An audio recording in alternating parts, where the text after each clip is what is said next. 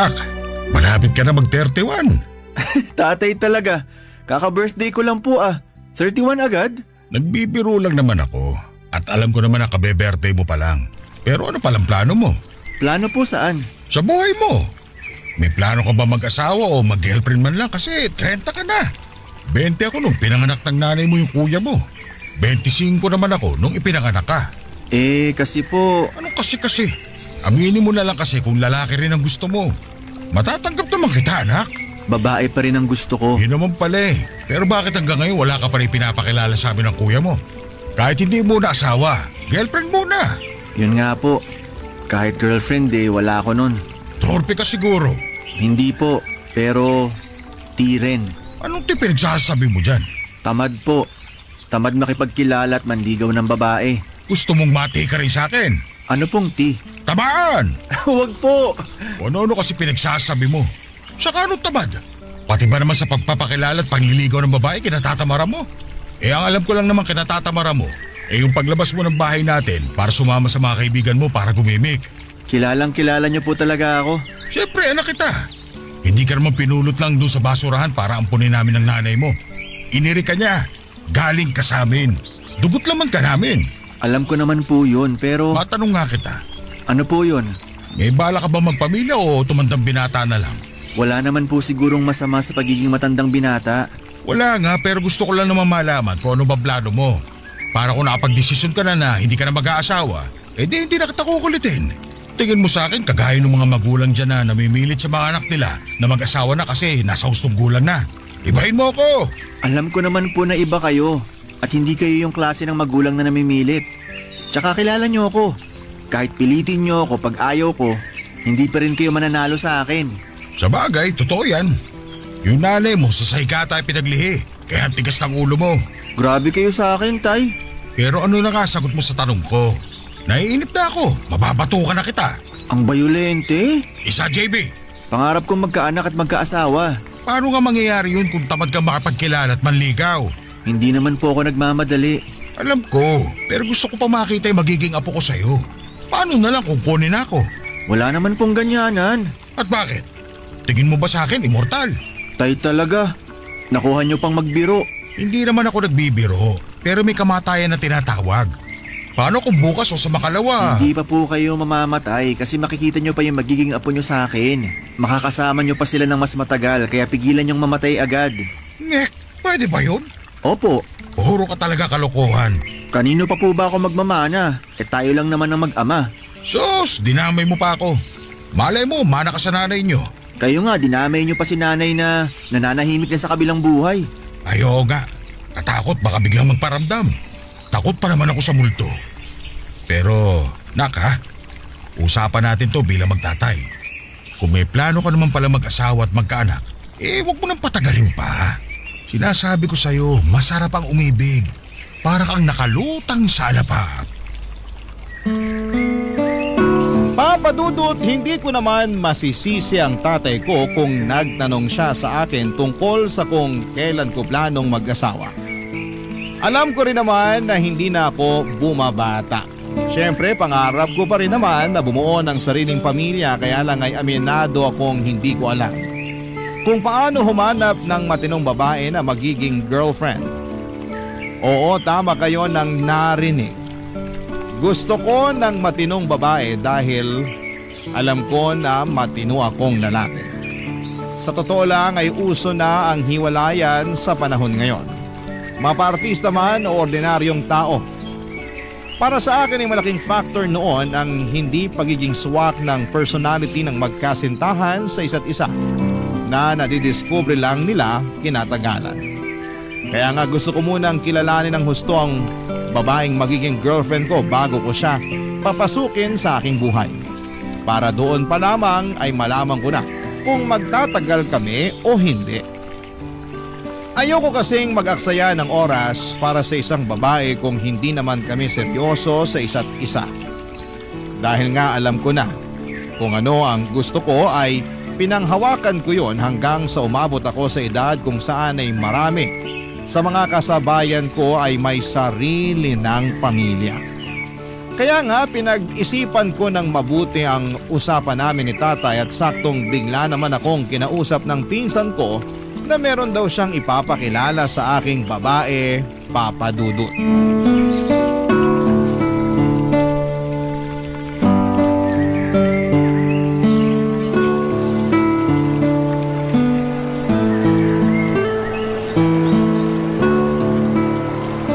Grabe, ang ganda ng movie na pinanood natin. Hindi ko expected yung twist sa ending. Ikaw ba expected mo na? Medyo. Obvious naman sa plot. Ay talaga? Grabe, ang galing mo naman mag-analyze. Sakto lang. Halata naman kasi. Pero na-enjoy ko naman yung movie. Ako rin. Masaya ako na na-enjoy natin kasi sabi ng iba, huwag ka raw manonood ng movie sa sinehan sa unang date nyo. Ha? Bakit naman? Kasi hindi raw kayo nun mag-uusap dahil nakatutok lang kayo sa movie na pinapanood. Ganun ba yon? Oo, tapos maghihiwalay na kayo pagkatapos nyong manood. Baka yung iba ganun, pero tayo naman hindi. Siyempre, ano pang purpose ng date natin kung hindi man lang natin makikilalang isa't isa, di ba? Hanap lang muna tayo ng kakainan tapos doon tayo magkwentuhan. Gutom ka na ba? Di pa naman. Ikaw ba? Hindi pa rin. Naparami rin kasi kinain ko nung lunch bago ko umalis sa bahay. Sige, upo muna tayo doon sa upuan tapos mamaya na tayo humanap ng makakainan. Sure ka? Oo, ayusin ko lang din tong sandals ko. Ayun, may nakita akong bakanting upuan. Tara. Sige. Ayan. Maayos ko na rin tong sandals ko sa wakas. Kaya nga. Thank you nga pala kasi pumayag ka makipag-date sa akin. Bakit naman hindi? Nabanggit kasi ng pinsan mo na ayaw mo talaga ng nirereto. Oo. Kaya hanggang ngayon wala pa rin akong girlfriend. Eh bakit ka pumayag makipag-date sa akin? For a change? Huhulaan ko. Gusto mo na magka-girlfriend, no? Wala namang masama doon. Lalo na kung magiging okay tayo sa isa't isa. May punto ka nga naman.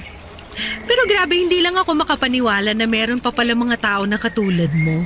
Yung never pa nagkakajowa. Maniwala ka na, kasi akong buhay na patunay. Kaya nga lagi akong kinukulit ng tatay ko. Panay tanong sa akin kung kailan daw ba ako manliligaw ng babae. Ganon talaga ang mga magulang, masyadong makulit. Mas kumulit ka mo, lalo nung tumanda.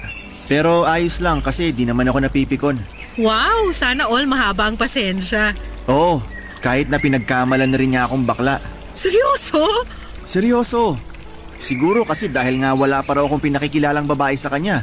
O kahit nililigawan man lang. Hindi ka ba na-offend? Hindi naman. Mabait naman pagkakatanong niya eh. Tsaka may pahabol. Sabi na kung sakaling bakla ako, matatanggap naman niya. Aww, sweet naman. Bihira sa mga magulang, lalo na sa mga tatay yung ganyan. Oo nga eh. Pero di ko naman siya masisisi kasi bakla ang kuya ko. Oh, kaya pala panay tanong sa'yo kung kailan mo planong mag-asawa. Mismo. Kaya nga sabi niya kung mag-aasawa rin naman daw ako, dali-dalian ko na dahil hindi raw niya sigurado ang buhay. Ay, grabe naman yun. Napasabi tuloy ako na hindi pa siya pwedeng mamatay kasi makikita niya pa yung mga apo niya sa akin sakali mag-asawa na nga ako at magkaanak. Tama naman. Ganyan siguro talaga yung mga magulang, no? Mahilig magtanong ng kung ano-ano. Pero alam ko concerned lang naman sa akin tatay ko, kaya di ko minamasama. Totoo yan. Tsaka dun pa lang sa sinabi niyang tanggap ka niya kung bakla ka, panalong panalo na. Sabi ko nga bihira sa mga tatay yung suportado ang paglaladlad ng mga anak nila. Kadalasan kasi bayolente. Yun bang ginugulpi yung mga anak nila? As if mapapatuwid nila ang matagal ng baluktot since birth. Mabait talaga si tatay. Maswerte kami sa kanya ni kuya at nanay. Halata naman eh. Kaya masaya ako para sa inyo. Salamat. Okay na ba yung sandals mo? Oo, naayos ko na. Sige, hanap na muna tayo ng pwedeng kainan. Tapos ikaw naman magkwento tungkol sa sarili mo.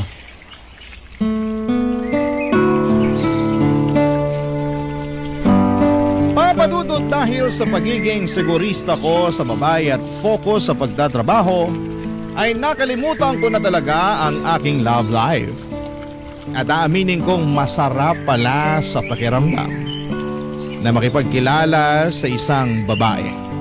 Yun kasi ang eksaktong damdamin ko noong pumayag ako makipag-date kay Marnie. Ang ganda-ganda niya tapos mahinhin din at malumanay magsalita. Kuwela at napapatawan niya talaga ako sa mga hirit niya. Pasok na pasok sa mga katangian na hanap ko sa isang babae. Sa totoo lang ay na-enjoy ko ang movie date at kwentuhan namin ni Marnie. Kahit na noon lang kami nagkita at nagkakilala ay hindi kami na-bore sa isa't isa. Parang ang bilis nga ng oras dahil nabitin pa kami. At nagkayayaang magkita ulit sa susunod pagkatapos naming magkapalitan ng numero. At kahit papadudot, matapos kong makauwi ng bahay, ay abot pa rin sa tenga ang aking ngiti at kilig na nararamdaman. Barangay Love Stories. Barangay Love Stories. Papadudot, matatawa ba kayo kung sabihin kong wala talaga akong alam kung paano manligaw ng babae?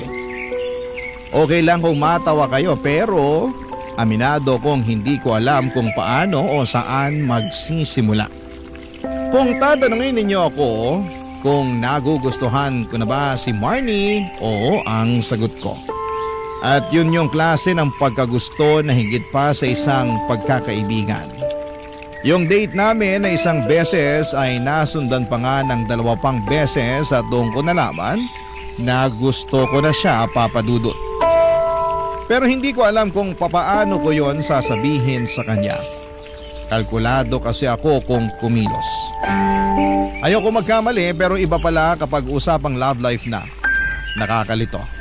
Nakakatakot sumugal at marami akong duda lalo na sa sarili ko at kahit na gusto kong humingi ng tulong sa pinsang kong nagreto sa amin ni Marnie sa isa't isa ay ayoko pa ring gawin kasi siguradong tutuksuhin lamang niya ako.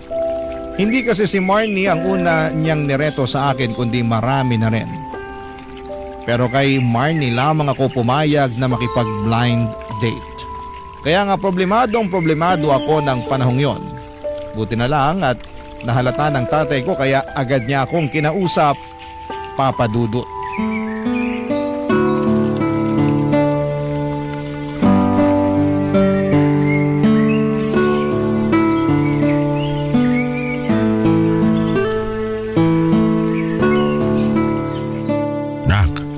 Gusto ka bang sabihin sa akin? Po? Wala naman po. Anong wala?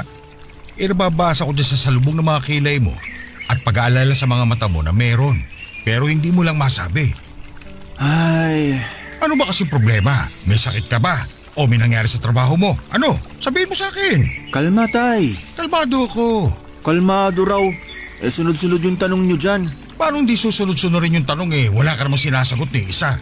Wala po akong problema sa mga sinabi nyo pero may problema ako sa ibang bagay.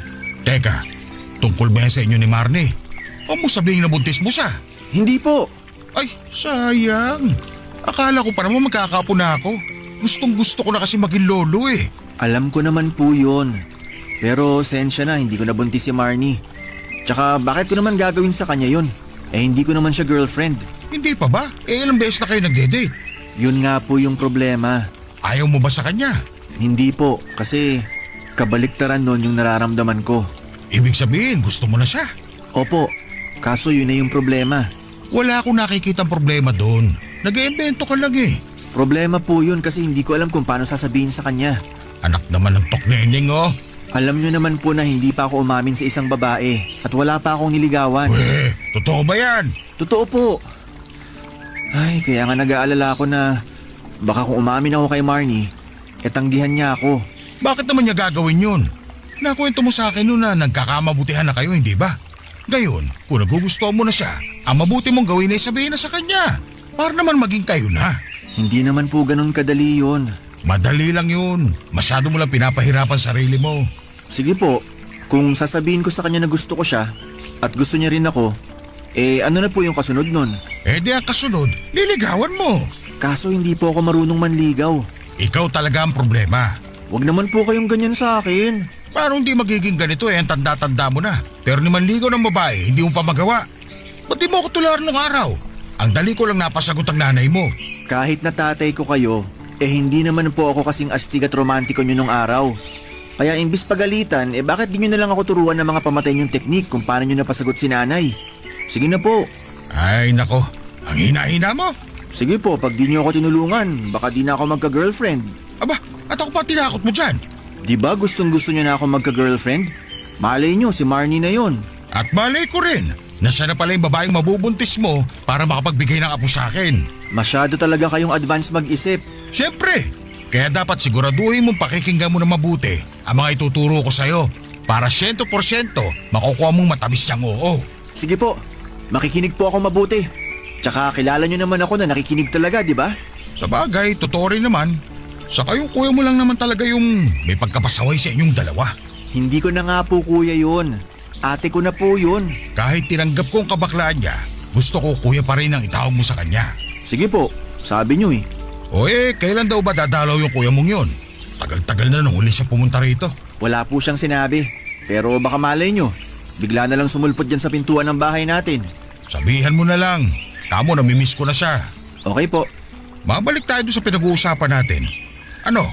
Handa ka na bang matuto sa tatay mo? Makinig ka mabuti. Hindi ko na uulitin yung mga sasabihin ko. Bilib na bilib ako kay tatay kung paano niya niligawan noon ang nanay ko. Kulang na lang ay pumalakpak ako sa mga paraan niya. Kaya nga hindi nakataka-taka na nakuha niya agad ang loob ni nanay dahilan para sagutin din siya nito. Pero sa totoo lang, the best father din kasi si tatay kaya deserve niya ang matamis na oo ng namayapa kong nanay. Pero mabalik tayo sa amin ni Marnie, gustong gusto ko na talaga siya ng mga panahong yon at alam ko sa sarili ko na desidido na akong ligawan siya. Kaya bilang unang hakbang ay sinunod ko ang payo sa akin ni tatay. Kahit nakakakaba sa una, ay nagtapat ako sa aking damdamin para kay Marnie. Niligawan ko siya matapos niyang pumayag at hindi nagtagal ay naging kami. 6 na buwan na kami noon sa relasyon nang kausapin ko ang tatay ko na may pinaplano ako para sa amin ni Marnie. At hindi lang yung simpleng plano dahil tuwang-tuwa ang tatay ko nang malaman nga niya kung ano yon. Sinabi niya sa akin na suportado niya ako at excited na rin siya, Papa Dudut.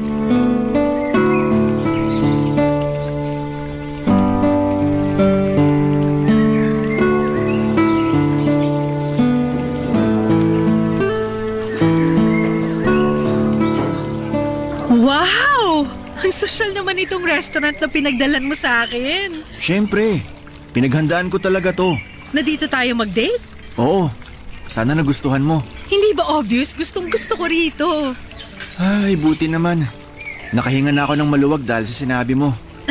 Sobra ka naman. Hindi naman ako mahirap isama kahit saan mo ko gustong i-date. Hindi naman ako choosy. Alam ko naman yon, pero pagdating sa'yo, syempre gusto ko yung palaging espesyal. Mahalaga ka sa akin. Mahal kita. Ang sweet naman ng boyfriend ko. Sweet naman talaga ako.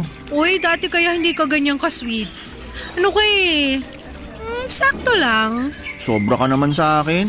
Uy, joke lang. Inaasar lang kita. Hindi naman ako nasaktan. Inaasar lang din kita. Pero tama ka naman. Bago ka dumating sa buhay ko, di talaga uso sa akin ang pagiging sweet. Ako rin naman nagulat kasi meron pa pala akong itatamis. At lahat ng yon dahil sa'yo. Ewan ko sa'yo. Anong ewan mo sa akin? Kung ano-ano pinagsasasabi mo. Nagsasabi lang ako ng totoo. Totoo pala yun, no? Totoo pa lang, Na kahit anong tagal, darating pa rin yung tao na magiging partner mo. Na makakasama mo habang buhay. Sa hirap at ginhawa. Sa lungkot at ligaya. To be honest, akala ko tatanda na lang akong binata nun. Tinanggap ko na lang kasi na-realize ko na wala namang masama dun. May mga tiyuhin akong walang asawa tsaka byudo. Ayos naman sila. May konting lungkot pero mas marami yung saya kasi sarili lang nila iniintindi nila. Pero ako, gusto ko pa rin magkaroon ng sariling pamilya. Dahil alam ko doon ako mas magiging masaya. Kaya nga thankful ako dahil nakilala kita Buti na lang din nilakasan ko ang loob ko na umamin sa'yo nun at ligawan ka. Oo, tapos sinagot kita kasi alam ko sa sarili ko na mahal na rin kita. Salamat sa pagmamahal sa akin. Deserve mo yun. Tsaka ako rin naman nagpapasalamat sa'yo kasi hindi mo lang ako minamahal. Inaalagaan mo rin ako. Iniingatan, iniisip mo lagi ang kapakanan ko. Kulang na lang sabitan kita ng medalya at bigyan ng certificate dahil sa pagiging the best boyfriend mo. Hindi naman ako perpekto. Ako rin naman, hindi perpektong girlfriend. Sino bang pinanganak na perpekto? Wala naman, di ba? Ang importante, sinusubukan natin gawin yung makakaya natin para mag-workout yung relasyon natin. Tama. Kaya nga kung tatanungin mo ako ngayon, kung siguradong sigurado na ako sa'yo at sa relasyon natin, oo ang sagot ko. Ikaw ba? Sigurado ka na? Oo naman! Siguradong sigurado! Ibig sabihin, malaki yung chance ako na mapapayag ka't makuhang matamis mong oo sa susunod kong itatanong sa'yo? Ha? Teka, ano ba yung sunod mong tanong? Ano kasi, simula nung naging tayo, marami akong na-realize. Para sa akin, kahit hindi perpekto ang relasyon natin, masaya ako dahil ikaw ang kasama ko rito. At alam ko sa sarili ko, ikaw din ang babaeng gusto kong pakasalan. Pakasalan? Oo, Marnie. Sinabi ko na kay tata yung plano ko at natuwa talaga siya ng husto. Sobrang excited siya tapos ako, kabado. Bakit ka naman kabado? Tingin mo ba hindi ako sakaling magtanong ka na ngayon kung gusto ko magpakasal sa'yo? Grabe! Kakasabi ko lang na sigurado na ako sa'yo at sa relasyon natin tapos nagdududa ka pa sa isasagot ko? Kung tatanungin mo ko kung payag ako magpakasal sa'yo? Ouch! Sakit ah! Hala, hindi naman yun ganun eh. Eme lang. Ikaw naman pero hindi ka pa naman nagtatanong kaya secret muna ang sagot ko. Will you marry me, Marnie? Ha? Sabi ko, will you marry me? May dala akong singsing. Teka, ilalabas ko lang. Andito lang yun sa bulsa ko. Seryoso ba yan? Oo naman. Eto. Hala, totoo nga. May singsing ka nga. Meron nga. At totoo rin na plano ko na mag-propose sa'yo ngayon. I love you, Marnie. Will you marry me?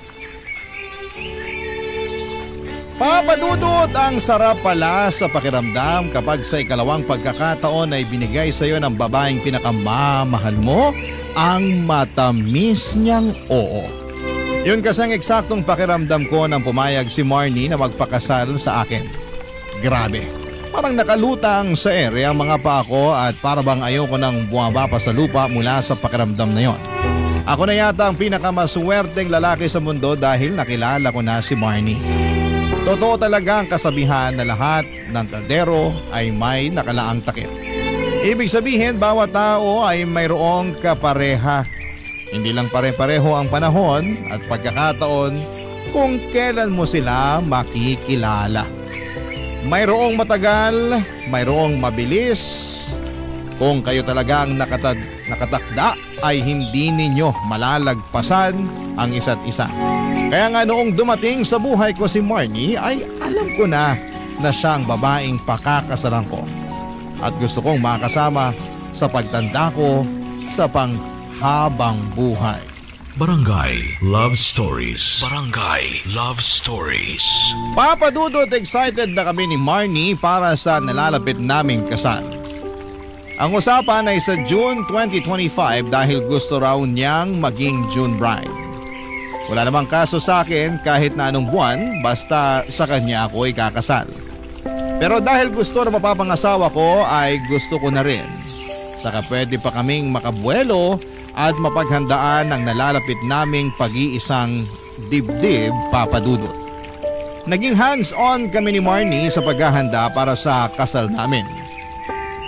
Sinabi niya sa akin na ayaw niya ng bonggang kasal pero ako na lang ang nag-insist. May ipon naman ako kahit papaano at gusto kong maging memorable ang kasal namin dahil minsan lang naman yon sa aming buhay. Pero isang gabi ay meron nangyari sa amin ni Marnie na dahilan para magbago ang lahat. Pati na rin ang tingin ko sa kanya, Papa Dudut.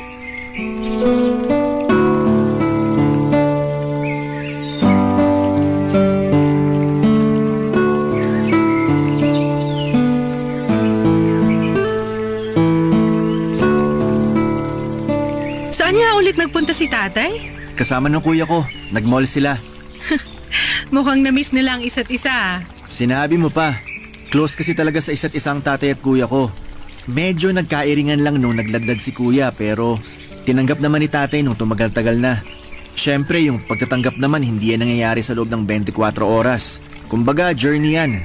Kaya nga from time to time, kinukumusta rin ni kuya yung acceptance journey ni tatay. Hanggang sa matanggap siya nito ng tuluyan. Nakakatuwa naman. Kaya nga masaya rin ako. Kasi mukhang bumalik na rin ulit yung closeness nila. Ikaw, kumusta ka? Anong kumusta ako? Ayos naman ako.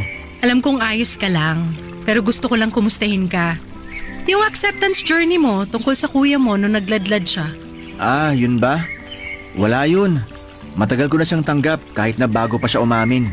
Halata naman kaya sa pilantik ng mga kamay niya at kembot ng balakang niya na binabai siya. Para sa akin cool yun, kaya walang problema. Mabuti naman. Bakit ba sila pinag-uusapan natin? Wala naman sila rito. Buti pa, pag-usapan na lang natin yung tungkol sa ating dalawa. Sige, pero anong gusto mong pag-usapan? Since malapit na tayong ikasal at bumuo ng sarili nating pamilya, bakit hindi tayo magkaaminan na ng mga bagay na di pa natin sinasabi sa isa't isa? Ha? Ano mga bagay na hindi pa natin sinasabi sa isa't isa? Yung mga bagay na hindi pa natin alam. Bakit kailangan may ganun pa? Siyempre, para mas makilala natin ang isa't isa. Wala naman sigurong masama dun, di ba? Wala nga. Lalo na kung wala ka rin namang tinatagong masamang sikreto. Sige, payag ako pero paano ba yan? Bale, magtatanong ako tapos sasagutin mo. Okay. Tapos magtatanong lang din ako tapos sasagutin mo. Oo. Isipin mo na lang para lang tayo naglalaro. Sige. So, sino una? Ako na. Naalala mo yung niluto mong adobong pusit nun na di ko kinain? Oo, bakit? Sinabi ko lang talaga na may allergy ako sa pusit para di ka masaktan. Pero ayoko talaga ng sabaw na kulay itim. Oo talaga? Para mas maganda yata kung sinabi mo sa akin yung totoo. Sana na ipagluto kita ng ibang ulam. Nakaraan na naman yun eh. Tsaka sinabi ko na naman sa'yo ngayon. Sabagay. Pero sa susunod, sabihin mo na sa akin ng diretso. Huwag ka na mag-imbento.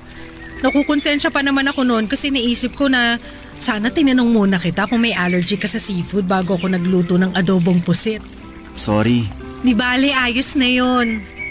Ako na ba? Oo, ikaw na. Ano ba? Ito hindi ko na talaga sinabi sa'yo kasi baka magulat kapag nalaman mo. Pero ilang beses mo akong sinabihan na magaling ako sa kama, di ba? Oo, tapos sabi mo ganun talaga kasi marami kang natutuhan sa mga nabasa mong libro. Tama naman pero hindi lang naman yun dahil dun. Anong ibig mong sabihin? Marami na rin kasi akong karanasan sa ibang lalaki. Ha? Hindi naman ako katulad mo na wala pang nakarelasyon simula pinanganak bago tayo nagkakilala. Siyempre, meron na ako naging boyfriend noon. Alam ko naman na meron. Nabanggit mo naman sa akin na meron kang dalawang naging ex-boyfriend. Meron nga, pero hindi lang kasi sila dalawa. Ilan ba? 13. May 11 pa bago yung huling dalawang yun. Seryoso ba yan? Oo. Pero hindi naman nagtagal yung iba sa kanila. Parang 1 o 2 buwan lang. Ibig sabihin may 13 lalaki na rin ang dumaan sa buhay mo bago ako? Ganun na nga, kaya medyo expert na talaga ako sa pagpapaligaya sa'yo sa kama. Nakakadiri ka! Ha? Anong sabi mo? Sabi ko nakakadiri ka. Ang dami na palang lalaki na gumalaw sa'yo. Tapos mukhang proud na proud ka pa dyan. Hindi ko na tuloy alam kung paano ka titingnan sa mga mata. Sorry, pero hindi lang ako makapaniwala.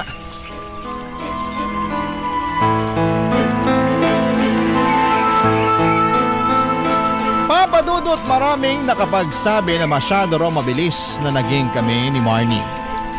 Iba doon mga kamag-anak namin lalo na noon lang din ako nagka-girlfriend. Yung ilang chismosa kong tiyahin ay panay ang tanong sa akin kung sigurado na ba ako kay Marnie. Noong una ay naiinis ako pero na-realize ko na ganon kasi nila ako kakilala. Yung bang sigurista at lalo't ayokong magsayang ng panahon sa isang babae na hindi naman ako sigurado. Kaya ganoon na lamang ang pagkadismaya ko nang malamang ko mula mismo kay Marnie yung tungkol sa inamin niya sa akin. Ewan pero nanliit ako sa kanya. Alam ko naman na nakaraan na yon pero hindi ko mapigilang makaramdam ng pandidiri para sa babaeng pinakamamahal ko. Alam kong nakita niya ang naging reaksyon ko at sinubukan niya pang magpaliwanag sa akin. Pinakinggan ko siya pero hindi ako napanatag sa mga sinabi niya. Pinalis ko siya sa bahay namin at naiwan akong galit na galit at napapaisip na gusto ko na lamang makipaghiwalay sa kanya. Sobra talaga akong na-offend sa mga nalaman ko, Papa Dudut.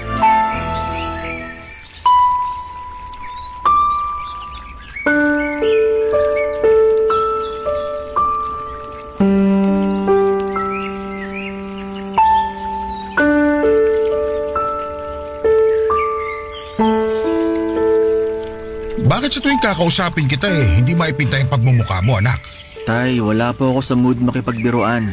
Sino ba may sabi sa'yo nakikipagbiruan ako? Ano po ba kasing kailangan nyo? Sabihin nyo na para malaman ko. Tapos iwanan nyo na po ko.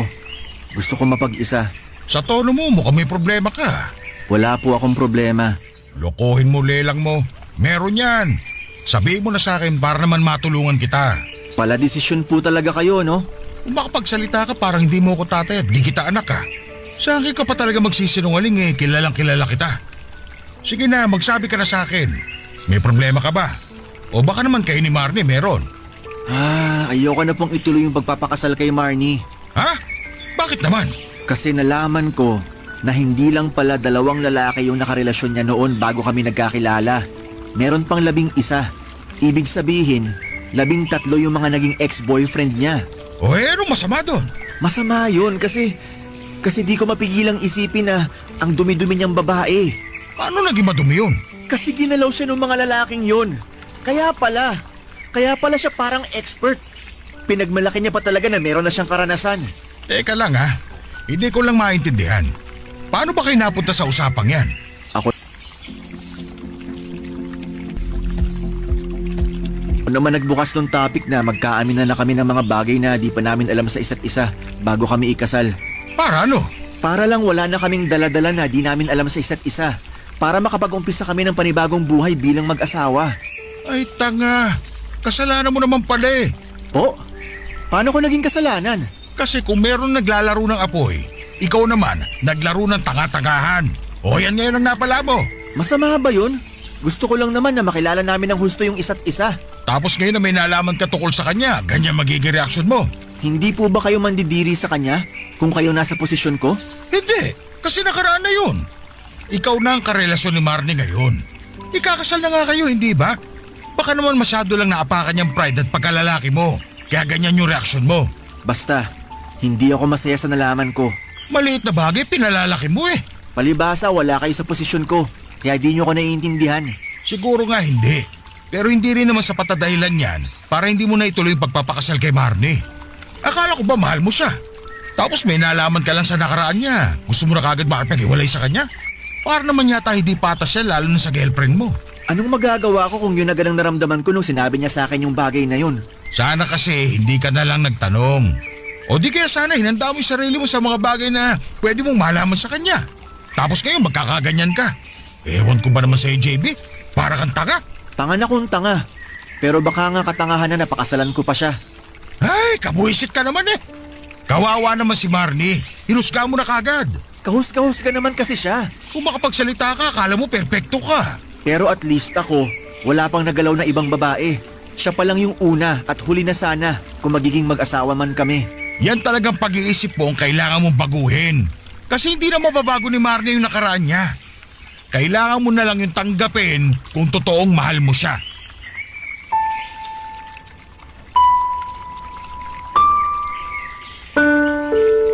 Papa Dudut, inis na inis sa akin ang tatay ko matapos kong ikwento sa kanya ang dahilan kung bakit ayaw ko nang magpakasal kay Marnie.